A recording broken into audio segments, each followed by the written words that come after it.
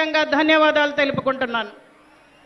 గౌరవనీయులు అనకాపల్లి శాసనసభ్యులు మాజీ మంత్రివర్యులు శ్రీ కొణతాల రామకృష్ణ గారిని ప్రసంగించాలని కోరుచున్నాను.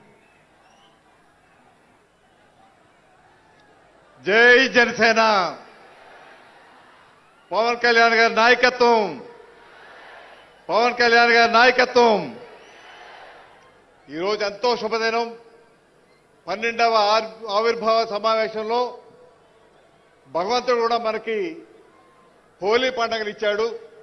హోలీని ఎంత వైభవంగా ఆనందంగా చేసుకుంటామో మన 12వ ఆవిర్భావ దినోత్సవం కూడా ఆ విధంగా జరుపుకోమని భగవంతుడు ఈ రెండింటినీ ఒకటే రోజు తీసుకురావడం అన్నది చాలా గొప్ప సందర్భం. ఈరోజు నాగబాబు గారు ఇప్పుడే మాట్లాడినప్పుడు చెప్పారు, ఈయన తల్లికి కష్టం లేకుండా పుట్టాడు మా తమ్ముడు అని చెప్పారు. అంటే అటువంటి పుట్టిక ఎవరికి వస్తుంది అంటే కారణ జన్ములకు వస్తుంది. కారణ జన్ముడు ఎవరంటే మన ప్రీతమ జననేత పవన్ కళ్యాణ్ గారు.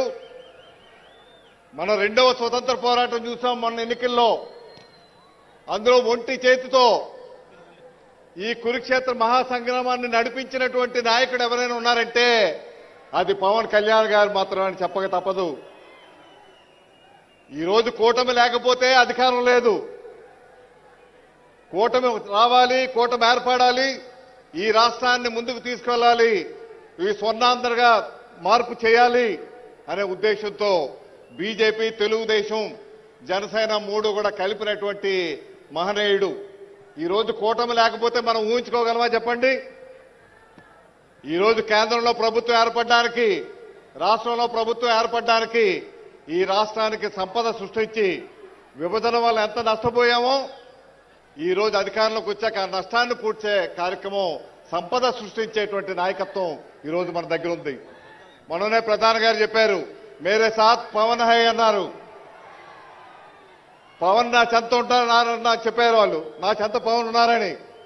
ఈ ఆంధ్ర రాష్ట్ర ప్రజలంతా ఈ పవన్ చెంత ఉన్నారనేసి మరొక్కసారి తెలియపరుస్తూ ఈ సమకాల రాజకీయాల్లో స్వార్థం లేకుండా రాజకీయాలు చేసే వ్యక్తుల్ని ఈ మధ్యకాలంలో ఎక్కడా చూడటం లేదు. నేను మొదట ఎంతవరకు వెళ్తాదని అందరూ అనుమానాలు ఉంటే మాకు కూడా అనుమానం ఉండేది. కానీ ఆ అనుమానాలన్నీ పటాపంచలు చేసి ఈయన పట్టుదలతో నిస్వార్థంగా నిజంగా ఈ 11 సంవత్సరాలు ఆయన రాజకీయం లేకుండా సినిమాల్లో ఉండుంటే ఈయన ఎన్ని ఆస్కార్ అవార్డులు తీసుకెళ్లారో, ఎన్ని వేల కోట్లు సంపాదించి ఉండేవారో తెలుసు మనకి. కానీ అవన్నీ కూడా వదిలిపెట్టి నిస్వార్థంగా, స్వార్థ ప్రయోజనాలు లేకుండా, స్వప్రయోజనం లేకుండా రాష్ట్రం బాగుండాలి, రాష్ట్రం అభివృద్ధి చెందాలి, నా రాష్ట్ర ప్రజలు ముందుకు వెళ్ళాలి, యువతకు అందరికీ ఉద్యోగాలు రావాలి, వారికి మార్గాలు చూపించాలి, పరిశ్రమలు తీసుకురావాలి, రైతన్నలను ఆదుకోవాలి, ఈ అక్క చెల్లెలను ఆదుకోవాలనేటువంటి ఏకైక సంకల్పంతో 11 సంవత్సరాలు నిర్విరామంగా పోరాటం చేసినటువంటి నాయకుడు మనతో ఉన్నాడు. మన నాయకుడితో ఉన్నామనుకోవడానికి గర్వంగా ఈరోజు చెప్పగలుగుతున్నాం. ఒకసారి ఎన్నికల ముందు వారితో మాట్లాడినప్పుడు చెప్పాం, మన స్టీల్ ప్లాంట్ కానీ, పోలవరం కానీ, ఉత్తరాంధ్ర సుజల శ్రవంత్ కానీ ఇటువంటి సమస్యలు ఎన్నో ఉన్నాయి. రైల్వే బోర్డు ఈ సమస్యలు మనం పరిష్కారం చేయగలుగుతామంటే నేనున్నాను, నా ఎజెండా అదే, మీరు భయపడక్కర్లేదు, తప్పనిసరిగా ఇవన్నీ చేసి తీరుతామని.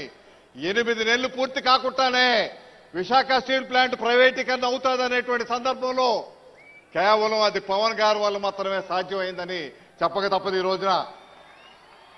ఈరోజు చాలా మందికి అనుమానం వస్తుంది, ఈరోజు ఎందువల్ల ప్రధానమంత్రి గారు చేయాలి ఈ రాష్ట్రానికి? నాకు తెలిసి పవన్ కళ్యాణ్ గారు ఏమీ కూడా ఆశించలేదు. కేంద్రంలో చాలా మంది మంత్రి పదవులు కావాలంటారు, రాష్ట్రంలో ఇన్ని సీట్లు కావాలంటారు, ఇన్ని ఎంపీలు కావాలంటారు, ఇన్ని మంత్రి పదవులు కావాలంటారు. వాస్తవానికి వారికి చాలా పెద్ద పెద్ద ఆఫర్లు వచ్చాయి. పెద్ద పెద్ద నాయకులు ఈ రకంగా చేస్తే మీరు ముఖ్యమంత్రి చేస్తాం, డిప్యూటీ సీఎం చేస్తామని అవన్నీ కూడా పక్కకు పెట్టారు. నాకు పదవి ముఖ్యం కాదు అన్నారు. ఏ నాయకుడికి ఆ ధైర్యం ఉందో చెప్పండి? ఇప్పుడు నాకు తెలిసినటువంటి నాయకత్వంలో ఒక్క పవన్ కళ్యాణ్ గారే ధైర్యంగా నాకు పదవి అక్కర్లేదు, నాకు రాజకీయం అక్కర్లేదు, ప్రజల క్షేమమే ముఖ్యం అని చెప్పి రాజకీయాలకు అతీతంగా ఈరోజు కార్యక్రమాలు చేస్తా ఉన్నారు. ఇటువంటి నాయకత్వాన్ని కాపాడుకొని ఈ రాష్ట్రాన్ని భవిష్యత్తులో స్వర్ణాంధ్ర రాష్ట్రంగా, దేశంలోనే నెంబర్ 1 రాష్ట్రంగా తీర్చిదిద్దేటువంటి ప్రక్రియ ఈరోజు పవన్ కళ్యాణ్ గారు ఆలోచనలో ఉంది. ఈరోజు నిజంగా వారు అడిగారు కాబట్టి ఈరోజు స్టీల్ ప్లాంట్ కానీ, పోలవరం ప్రాజెక్టు కానీ, లేదంటే అక్కడ అమరావతి కానీ, మరి రైల్వే జోన్ కానీ ఇవన్నీ కూడా అవుతా ఉన్నాయి. ఉత్తరాంధ్ర సుజల సమంత అవుతా ఉందంటే వారు ఏ కోరిక కూడా ప్రధానమంత్రి గారిని వ్యక్తిగతంగా కోరలేదు కాబట్టి. లేదంటే ఈ పరిస్థితి వస్తే చాలా మంది నాకు కూడా మంత్రి పదవులు కావాలని అడుగుంటారు అక్కడ. కానీ ఈయన మంత్రి పదవి గురించి అడగలేదు అక్కడ. ఆయన కావాల్సింది రాష్ట్ర ప్రయోజనాల గురించే మాట్లాడేటువంటి నిస్వార్థ వ్యక్తిని మనం కాపాడుకోవాల్సినటువంటి అవసరం ఎంతైనా ఈ రాష్ట్ర ప్రజల మీద ఉంది. కాబట్టి ఈరోజు మీ అందరికీ మరొకసారి హోలీ శుభాకాంక్షలు తెలియపరుస్తూ, మీ అందరూ వచ్చింది మేము మాట్లాడడానికి కాదు. ఈ రోజు మేమంతా ఇక్కడ కూర్చున్నామంటే ఈ రోజు పవన్ కళ్యాణ్ వల్లే మేమంతా ఇక్కడ కూర్చోగలిగాం. ఈ రోజు మీ అందరి ఆశీస్సుల వల్ల ఇక్కడికి రాగలిగాం. ఎవరి మాటల గురించి ఎదురు చూస్తున్నారో ఈ రాష్ట్రానికి దశ దిశ నిర్ణయించేటువంటి వ్యక్తిగా ఆ రోజు గుంటూరు సమావేశంలో ఆయన ఒకటే చెప్పారు, ఇది పొత్తు లేకుండా, పొత్తులతో ఓటు చేయకుండా ప్రతిపక్షం నేను రాష్ట్రంలో చేస్తా అన్నారు. రాజమండ్రిలో మన ముఖ్యమంత్రి గారు 53 రోజులు జైల్లో అరెస్ట్ చేసినప్పుడు జైలుకు వెళ్లి పైకి వచ్చిన వెంటనే తెలుగుదేశం, జనసేన, బీజేపీ కలిపి ప్రభుత్వం వెళ్తుంది, ఎన్నికలకు వెళ్తున్నామని ఏదైతే చెప్పారో ఆ రోజే శిలాశాసనంగా ఈ రాష్ట్రంలో అధికారం మారబోతా ఉందన్నది ఆ రోజే నిర్ణయమైంది, ప్రజలు నిర్ణయించారు.